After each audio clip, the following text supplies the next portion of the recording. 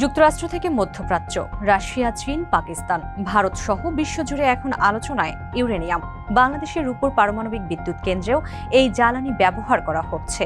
চিন্তার বিষয় হলো, কেন উন্নত দেশগুলো তাদের শক্তি প্রদর্শনের অন্যতম হাতিয়ার হিসেবে ইউরেনিয়াম বেছে নিচ্ছে? এটা কি কেবল ভূ রাজনীতির অংশ, নাকি স্নায়ুযুদ্ধ পরবর্তী নতুন সংস্করণ? কেনই বা চাইলেই ইউরেনিয়াম মজুত করা যায় না? ইউরেনিয়াম ব্যবহার সম্পূর্ণ নিষিদ্ধ নয়, তবে কেন এর উৎপাদন, সমৃদ্ধকরণ এবং ব্যবহার আন্তর্জাতিক আইন ও চুক্তি এনপিটি দ্বারা কঠোরভাবে নিয়ন্ত্রিত?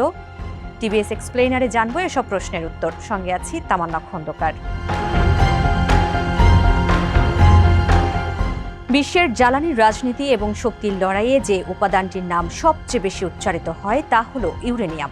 এটি একদিকে পৃথিবীর বুক চিরে অবারিত বিদ্যুৎ শক্তির যোগান দিতে পারে, অন্যদিকে এর অপব্যবহারে মুহূর্তেই ধ্বংস হয়ে যেতে পারে সভ্যতা। কি এমন আছে এতে যার ভয়াবহতা এত বেশি? মূলত ইউরেনিয়াম একটি তেজস্ক্রিয় ধাতু। ইউ প্রতীকের এই ধাতুটি পর্যায় সারণীর 92তম মৌল। এটি প্রকৃতিতে পাওয়া মৌলগুলোর মধ্যে অন্যতম ভারী একটি ধাতু। উচ্চ ঘনত্বের ইউরেনিয়াম মৌলটি সীসা থেকে 70% বেশি ঘনত্বের এবং পারমাণবিক অস্ত্র তৈরির প্রধান উপকরণ।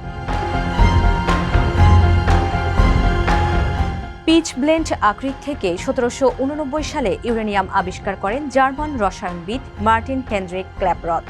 প্রাকৃতিকভাবে পাওয়া ইউরেনিয়ামে মূলত দুটি আইসোটপ থাকে, ইউরেনিয়াম 238 এবং ইউরেনিয়াম 235। এর মধ্যে ইউরেনিয়াম 235 হলো সেই বিশেষ উপাদান যা পারমাণবিক বিক্রিয়ায় শক্তি উৎপন্ন করতে পারে। 1896 সালে এর তেজস্ক্রিয় বৈশিষ্ট্য আবিষ্কার করেন হেনরি বেকরেল।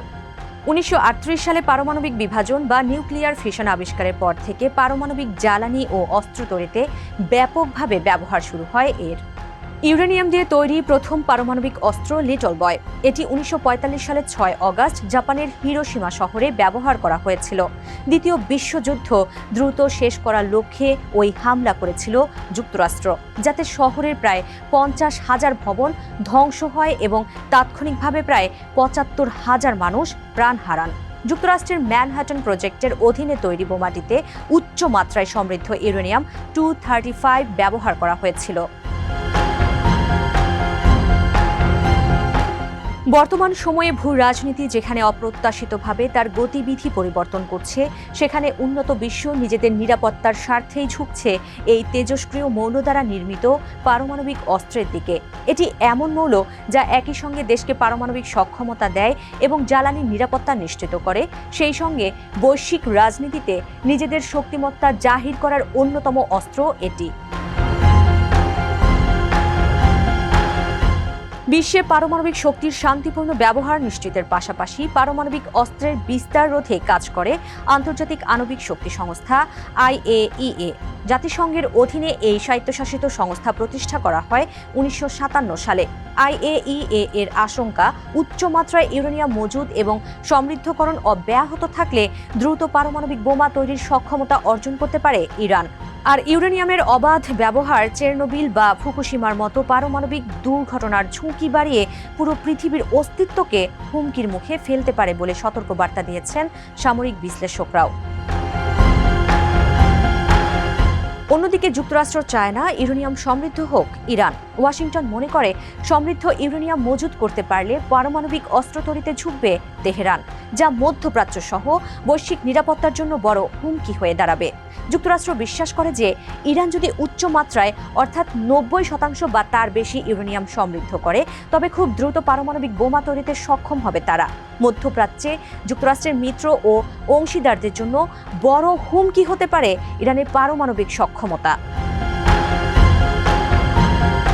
যুক্তরাষ্ট্র ও ইসরায়েলের বিরুদ্ধে 40 দিনের যুদ্ধে নিজেদের ক্ষেপণাস্ত্র প্রযুক্তি ক্রমান্বয়ে উন্নত করার ইঙ্গিত দিয়েছে ইরান, যা ভবিষ্যতে পারমাণবিক অস্ত্র বহনে সক্ষম হতে পারে বলে উদ্বেগ প্রকাশ করেছে যুক্তরাষ্ট্র।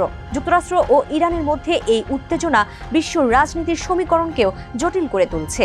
এই উত্তেজনার প্রেক্ষাপটে মার্কিন প্রশাসনের পক্ষ থেকে স্পষ্ট বার্তা দেওয়া হয়েছে, ইরানকে কোনোভাবেই ইউরেনিয়াম সমৃদ্ধ করতে দেওয়া হবে না। 2024 সালের অক্টোবর মাসে রাশিয়া থেকে ইউরেনিয়াম আমদানির পর 28 এপ্রিল 2026 তারিখে আনুষ্ঠানিকভাবে পাবনা রূপপুর পারমাণবিক বিদ্যুৎ কেন্দ্রের চুল্লিতে এই জ্বালানি লোড করা শুরু হয়েছে। এর মূল উদ্দেশ্য হল শান্তিপূর্ণভাবে পারমাণবিক বিদ্যুৎ উৎপাদন।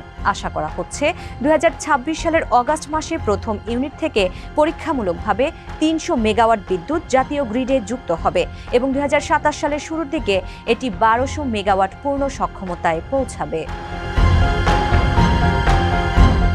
এর মাধ্যমে দেশের ক্রমবর্ধমান বিদ্যুতের চাহিদা অনেকাংশেই পূরণ করা সম্ভব হবে। একই সঙ্গে বিশ্বের 33তম পারমাণবিক শক্তি ব্যবহারকারী দেশ হিসেবে অনন্য উচ্চতায় প্রতিষ্ঠিত হল বাংলাদেশ।